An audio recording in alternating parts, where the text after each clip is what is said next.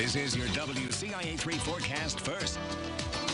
This is our Woods basement weather camera on our Flooring America iNet camera overlooking Champaign. Occasionally seeing some lightning flashes like we just did there. There are storms in the vicinity. We'll show those here in just a little bit. You can see them, though, currently on our radar as they approach a 78-degree Champaign reading. 74 in Decatur and 77 in Pontiac. Winds right now coming in kind of all over the place still, under 10 miles an hour. And you'll see with our planner for the day tomorrow, we have again a chance for some showers and storms. The nice thing about tomorrow's forecast, a little bit cooler. Temperatures will be topping out into the low 80s instead of the low 90s like it has been recently. WCIA 3 News starts right now. Now from WCIA 3 News.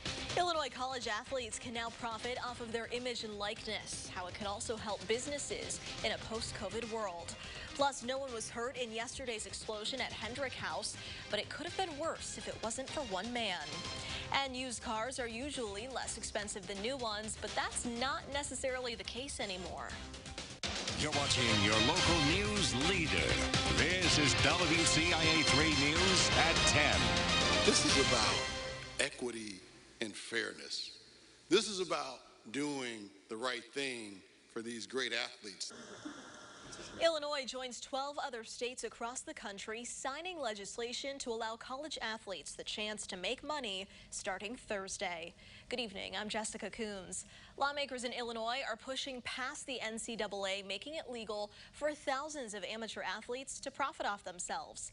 WCIA 3 Sports Director Brett Behrens joins us now with more on this movement across the country. That's right. It's all about giving student athletes the same ability that every other college student has on a campus. Right to make some money in the marketplace. The NCAA has restricted it for decades, citing its model of amateurism. Now that's a thing of the past, at least here in this state. The NCAA is working on a national model, but it's nowhere close to being completed. That makes today's signing at State Farm Center even more meaningful for guys like Trent Frazier. The Illinois basketball standout has been very active on social media the past few weeks and plans to make the most of the opportunity to put some coin in his pocket. I'm so happy right now.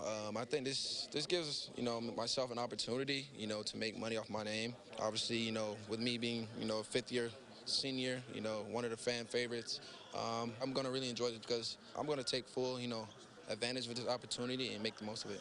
Frazier said he will focus on selling shirts, playing video games with fans for money, and social media posts to generate revenue. There are several details and specifics in terms of what athletes can and can't do. We'll break all that down coming up in sports. It's all based upon if you are famous enough and if you have a following, you can make some pretty good money. And a lot of them do have a big following on social media. Yes, no doubt. For sure. All right, Brett, thanks. A familiar face with the Illini helped make this all happen. Former Illinois football player and current state rep Cam Buckner sponsored this bill. He called it just an important first step. The state acted after it was clear the NCAA would not change the rules themselves.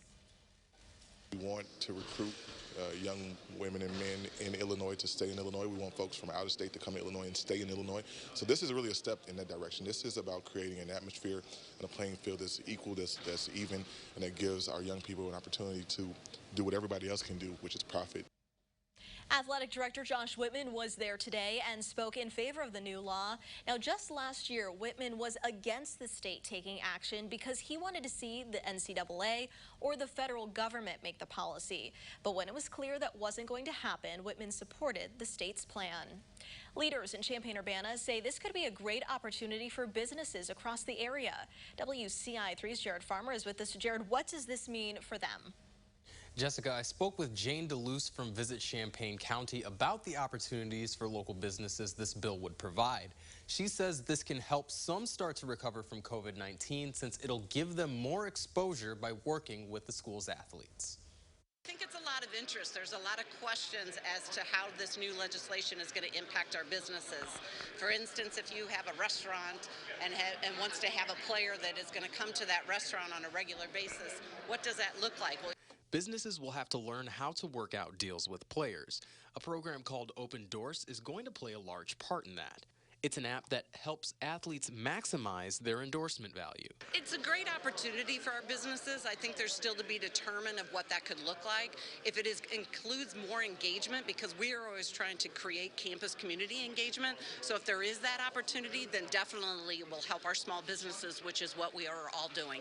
Businesses will have to work out a contract with athletes for all deals worth more than $500.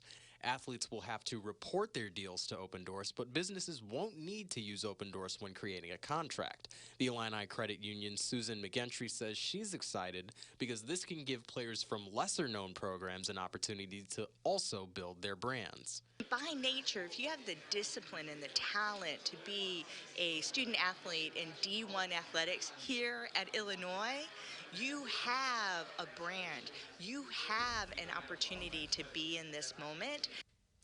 And coming up in sports, we'll learn more about Open House, and we'll hear from the point of contact working with players and businesses on those endorsement deals. Back to you, Jessica. Certainly a lot to figure out there. All right, Jared, thank you. Other news tonight, people are calling one man a hero after getting dozens of people out of a building before an explosion. The roof of a small side building at Hendrick House was blown off last night. That's at the corner of Green Street and Lincoln Avenue in Urbana. WCIA3's Bryce Beeman joins us. And Bryce, you spoke with people who were inside as this all happened. An employee at Hendrick House told me Javon Thomas noticed something wrong in the maintenance room. He got everyone out of the building. Minutes later, it exploded. Very scary that it was that close. Thank God. I know he's really shook. One man is being called a hero after an explosion at Hendrick House in Urbana. If he had been minutes later, it may have been catastrophic. He was on the scene as soon as he got a call. He was trying to find where the smell was coming from. Sam Constantine is an employee at the Hendrick House. He says the RA called their maintenance man, Javon Thomas, after noticing a gas-like smell. Thomas was inside the room just minutes before it exploded. He was inside the boiler room no less than maybe 4 or 5 minutes before it blew, and they were like, this is the source. They got out of there as fast as possible, and then as soon as they were away from it is when it happened. Thomas hurried to get 56 people out of the building. As soon as the explosion happened, he got out, went around the front to make sure that everybody was out of the building. Everyone made it out safely thanks to one man who told me on the phone that he's not a hero. He was just doing his job. Terrible that it happened, but, emergencies happens. We handled it well. Just glad everyone's okay. Urbana Fire Department said the cause is being investigated. The people who live at Hendrick House are being put in temporary housing for the time being. Jessica? All right, some quick thinking there, Bryce. Thank you. Central Illinois has seen a lot of flooding in the last few days. If you live near Coles County, there are some ways you can get help. The Embra River Basin Agency says they've dealt with a lot of calls about leaking roofs and flooded basements. They're helping homeowners apply for financial relief loans with the USDA.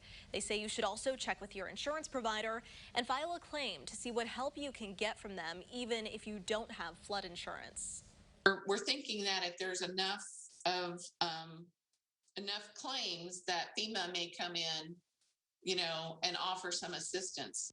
She says to prepare for situations like these, to keep a survival kit somewhere safe and make sure you know your neighbors well, just in case. If you're looking for more tips on protecting yourself, you can visit WCIA.com. Farmers across central Illinois say they saw between 5 and 13 inches of rain over the past week. And that could cause problems for crops. Acres of land that are underwater could have stunted yields.